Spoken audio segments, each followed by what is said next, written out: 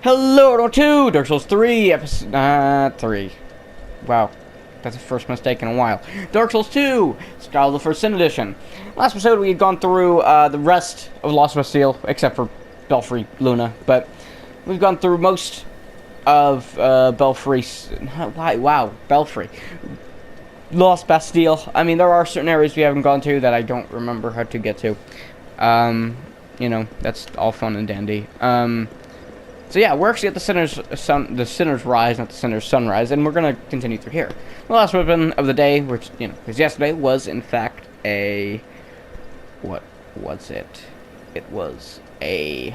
I literally did this episode 5 minutes ago. Why can't I remember? A curved sword, that's what it was. Curved sword. Right. In this episode, we'll be using the Great Sword category, and we'll be using the Dragon Sword because it's the strongest one we have, you know, in comparison to the Bastard Sword. You know, that's the whole thing. So, yeah, hope you guys enjoyed the demonstration. So, yeah, here you go. Alright, as I said before, with the whole weapon of the day being Great Sword, and, you know, we're using the Dragon Sword, you know, because it's the most powerful one. Well, let me go over the rules about it. Hold on, let me sit at this bonfire so that guy doesn't shoot us. So first, we have the two-handed R1. Very, just simple. I mean, it's nothing too great. Very similar to a just normal, everyday 2 combo, you know. Right. Its R2 is a wide attack. Very, very useful if you're fighting multiple enemies. Very useful like that. Roll R1, or roll light, is a upward attack. Again, sorry. It's an upward attack, which means backstep will be different. It's another wide attack, very useful, and if I was to run here, you notice it's the same thing. So running and backstepping are just the same thing for attacks that we've seen that last episode. I don't think there is an R2 for that. There is not. It's one-handed for it again, very wide attacks. It's heavy attack for one-handed is a stab, very nice for, you know, single enemy targets. Its roll is that pressed heavy attack there. Give me a second. Is a better stab. Its backstep slash run is another. It's very similar to this.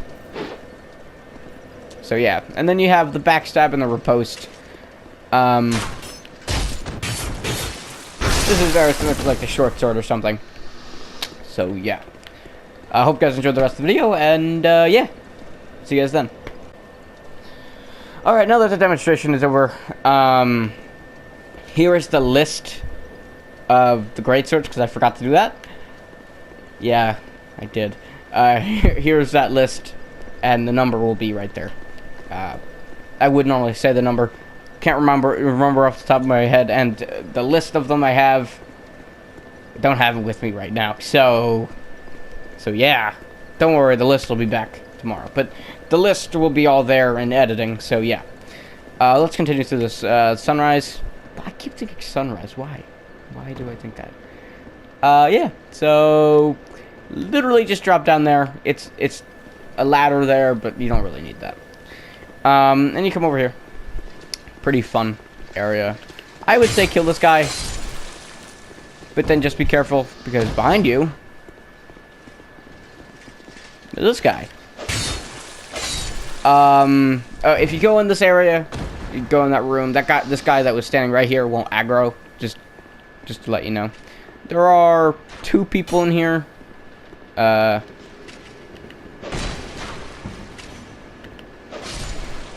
Just be careful. You know, that's it. Best advice I can give. While this is happening, let's put on life gems, because life gems save lives. Also, we don't have all that many radiant gems for right now. No, it's not what I wanted, and I just wasted one. Fun. Alright, either way, we're gonna head down here. So yeah. If you see an item there, you can see it pretty easily.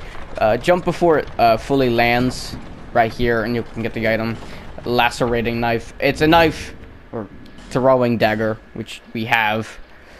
It just causes bleeding. It can be useful for an enemy that is very, you know, affected by bleeding. But yeah. So we're actually going to head over here. If you notice something, you know, if you notice it, there are the, what's it called? I don't know. I don't remember. I can't remember. You'll see it in editing, but I can't remember what this boss is called. But this is a boss we fought before. This is what we fought in the Lost Bastille, funny enough. And this is where you can see all the curved sword weapons. Ow. Because, in the fight, Flexile Sentry. That's what this guy is called. Yeah, if you remember in the fight, he, only used hammers for me for some reason. He thought that was fun, so that's what he did. I recommend using this area to your liking. It will help you out immensely against this guy. And if you're wondering, yes, this guy does respawn. And, in New Game Plus, he respawns with a bunch of other enemies.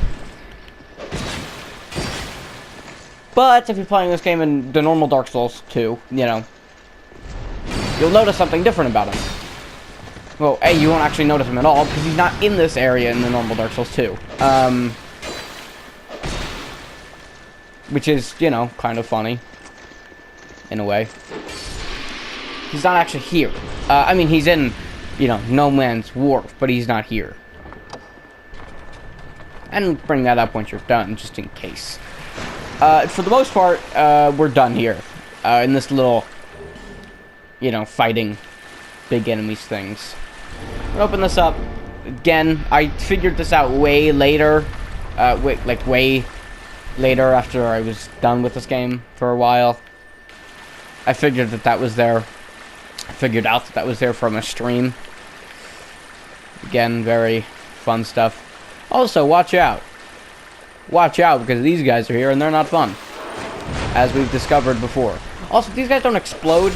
They just shake the earth. I know it sounds weird, but they shake the earth and it kills people around them. That's the idea. No guy in here. And no guy in here. Lucky enough.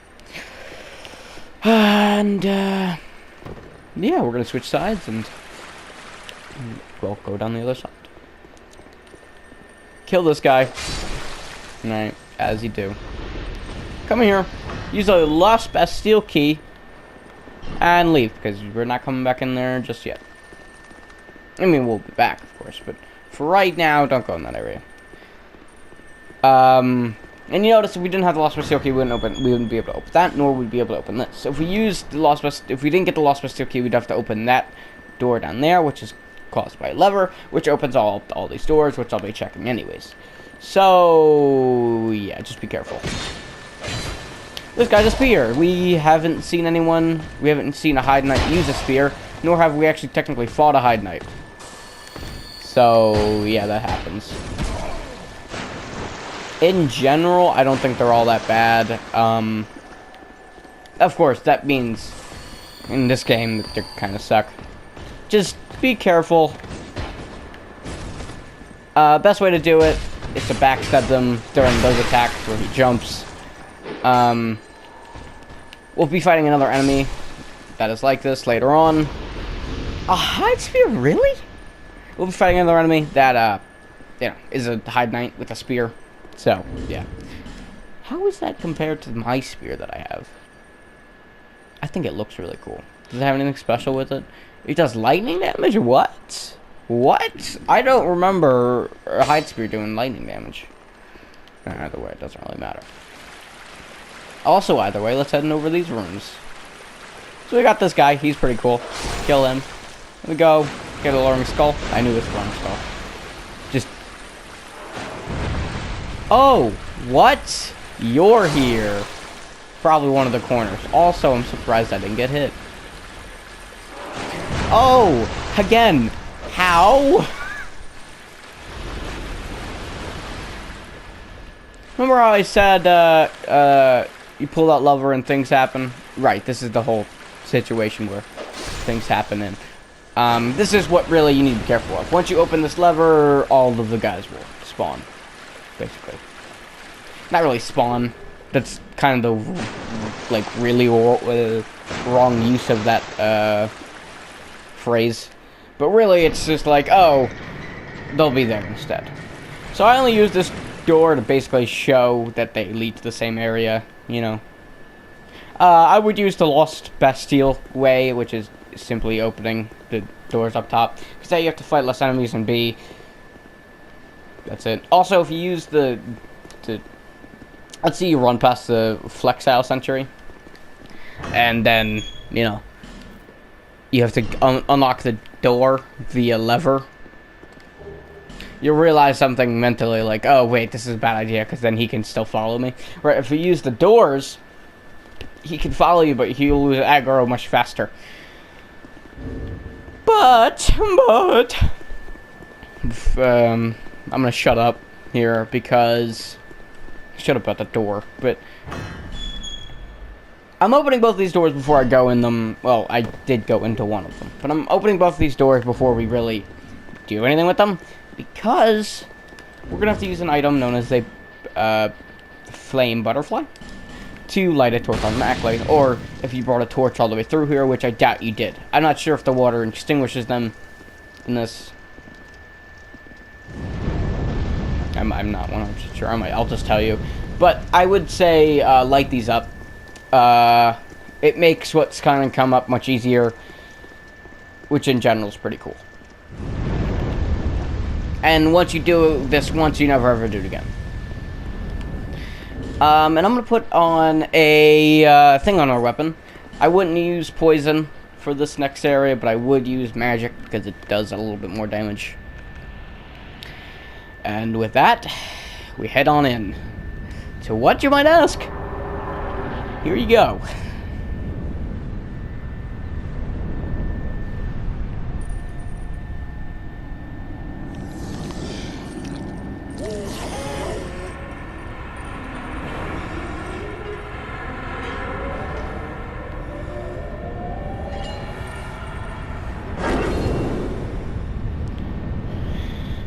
So funny enough, he puts the lights out. Yeah. So if you did the lantern thing that I told you to do before, he can't really do much about that. And either way, let me talk about the boss. It's also not a he, it's a she. It's not Lost Bastille. The Lost Sinner. Lost Sinner is a very cool boss, but also very difficult to fight if you are bad at this game. This is technically the first giant soul that you'll fight in the game. The giant, what the game tells you about all this time with the whole special bosses thing, right? This is one of the first bosses you'll fight in that category. And I'm somehow not dead. And I'm dead now. So that's death, what, 9? I don't know. But he does a lot of damage. And the reason why I've been so, I'm not knowing what I want to do is because of this boss and another boss coming up. Not in this pathway, because once we beat this boss, we're actually done with this pathway. It's, funny enough, a lot harder than you might think. Depending on what weapon you use, the game might be harder or easier. Lances, for example. That's one of the many weapons I still have to use in this playthrough. However, about that is that I don't use lances ever, so I'm not experienced, nor would I be able to show the ropes. So I'd use it on a less, a boss that I'd be much easier to fight, I would totally use it on the Last Giant, but I didn't. That's kind of the whole idea. And I didn't do it during the Pursuer area at that time, because I had the Lost Key during that episode, and I got it then. That's when I'd fight the boss, during those kind of periods. Did he go up? Okay, cool. But with this boss, I want a good weapon to be able to fight these guys with, which is, I think, is fair. Overall, I think the Lost Sinner is really difficult for, you know, well, the area that he's in, and in general, he's just difficult. That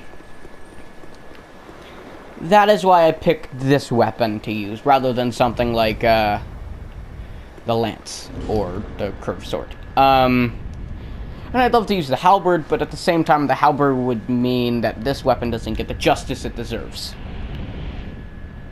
So, yeah. Either way, back to the fight. He does a lot of stabby moves. He also does a lot of jumping moves. He also does a lot of swingy moves.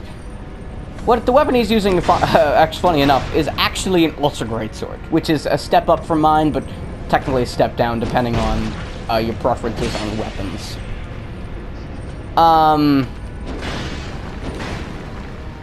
It's a step down because they're really not all that powerful in this game. Ultra great swords, I don't think they are anyways. But what I do know is that they are pretty cool. So in general, the Lost Sinner fight is really a difficult fight because you're fighting a master at what they do. Or that's the best I can describe it as. It's like trying to fight a world champion Smash Brother player in Smash Brothers. Or playing a world champion Smash Brothers character, Smash Brothers Pro, who plays Smash Brothers with his eyes closed. Because if you remember, this is a prisoner. A prisoner of, well, prison. That's the best way I can describe it. Yeah, her hands are locked up. So if that wasn't the case, she'd be a much difficult fight. And no, there isn't anything you can do to have that happen.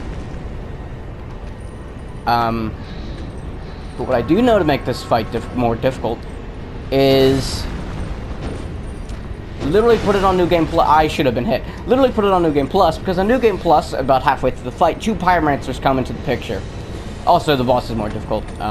That's also a thing, too.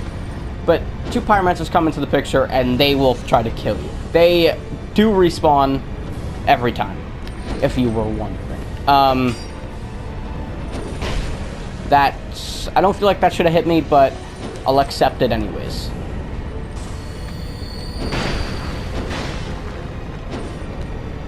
Yeah, so they'll come in here and they'll respawn every time. So, that's fun.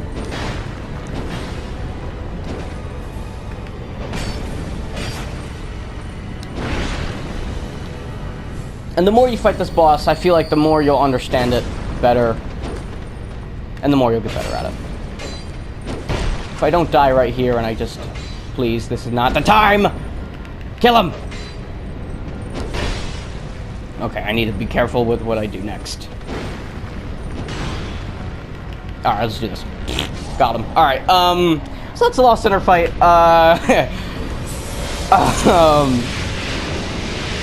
Kinda got a little bit more dangerous at the end there. And with that, it's... If you remember what, Sad Boy on, Statue said, there are 4 whole great souls or whatever. Or giant souls. I think that they called it great souls. And if you remember, Emerald Herald said seek the king. So maybe if we kill all 4 great souls, we'll seek the king somehow. I, of course, know how to do that, but, you know, maybe that's a possibility. Fragment Branch of Yore and Elizabeth Mushroom. Let me explain Elizabeth Mushroom, I guess. Elizabeth Mushroom is literally just a life gem, but better. That's it. It's the best type of life gem there is, because it's not. That's it. Alright, cool. Fragment Branch of Yore, I'm going to save for right now. We'll use it for later, but for right now, I'm going to save it. Either way, we're going to double check something. Just double check. Okay, cool. We still have it. Alright. Let's light this gigantic bonfire. primal bonfire lit. If you remember, as I said literally 5 seconds ago, okay, maybe not 5 seconds ago, but maybe like a minute ago, there are 4 great souls. With those 4 great souls, there were 4 primal bonfires. And if we light all 4 primal bonfires, we can continue the game. Or there's another way we can get through the game, but I'll explain that much later when we actually get to that point. So yeah, let's return to the far fire, which if you remember, which is literally impossible to remember. Actually, it's really not, because the bonfire is called the far fire. Fire? It's called the far fire, in the teleporting thing. It's Majula. So, yeah, if you come here, it says the far fire. That's the whole shtick of it. That's it, basically. Let's look around, see if anything's changed, since we beat the, lost sinner. Yeah. She doesn't really change. When she comes here, she does start selling radiant life gems, which are cool. That's kind of it. Everyone's, my... She only says that she's sad. That's it. Next guy we're going to talk to is actually the armorer. And we're going to come to him because, if I am correct, he will sell it. No, he won't. Hold on. We have some buying to do. We're actually going to buy exactly 5 of these. I know it's a waste of space for shielding, but it's whatever. I came from the west. Have you been very... But we're actually come back home. Shut your mouth. Alright, so I bought 5 of those because it equals exactly 10,000. 10,000 souls. Something happens. Lawson is very interesting, I think. She's a very cool boss. So yeah. Let's go back into this thing. You notice he's sitting in a different area? Oh, I was hoping that you would come. I've stocked some new things, and I thought that you might be interested. They've been selling rather well, and I may step up operations soon. I'm surprising even myself, to be honest. So now he sells more armor. He begins to sell elite armor, the royal soldier armor. This is not the dead or undead royal soldier armor. This is the normal royal soldier armor, which means it's better. He sells infantry armor, and he sells falconer stuff.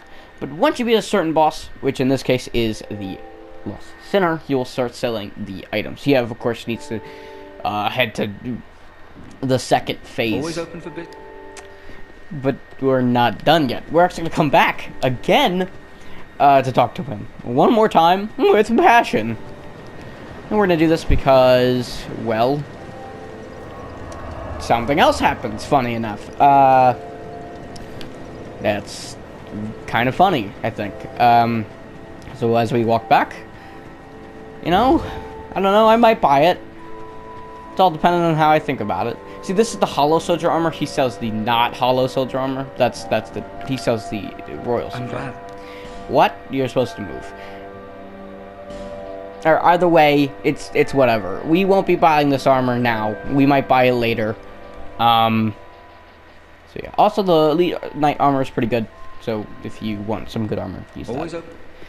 Open. This pit we still can't do much with. Well, we can. In episode 10, we actually got this key for this area. We're gonna head inside. Just kind of look around for right now.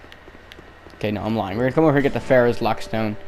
That's so we can get some certain items that we can,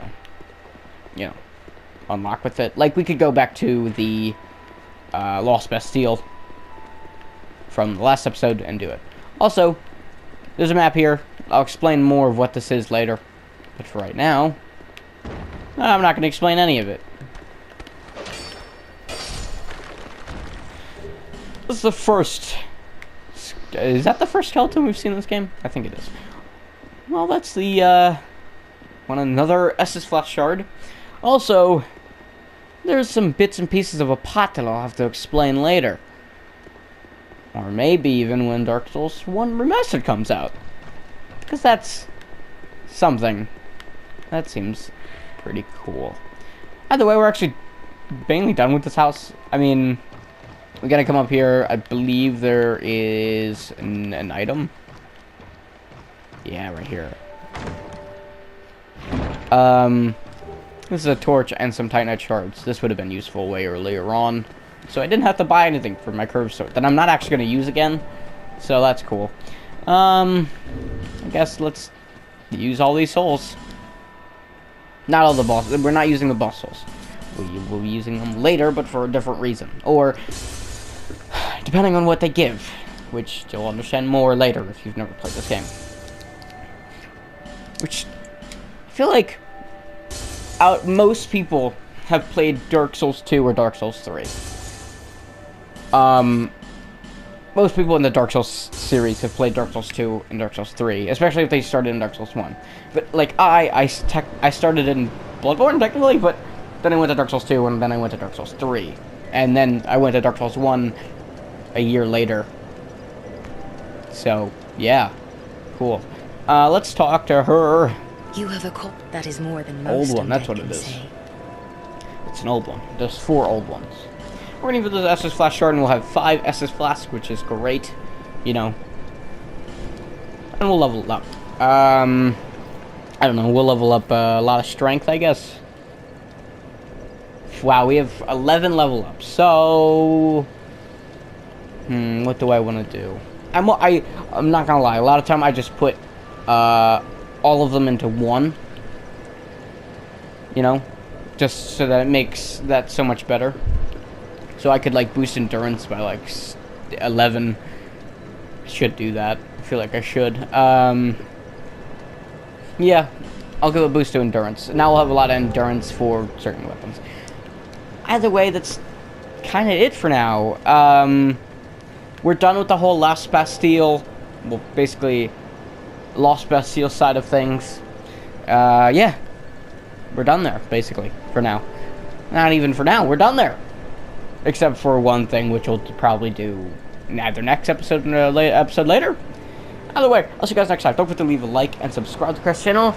And next episode, hopefully, we'll start a new adventure down a path and go through and fight another old one. Yeah. Either way, I'll see you guys next time. Peace.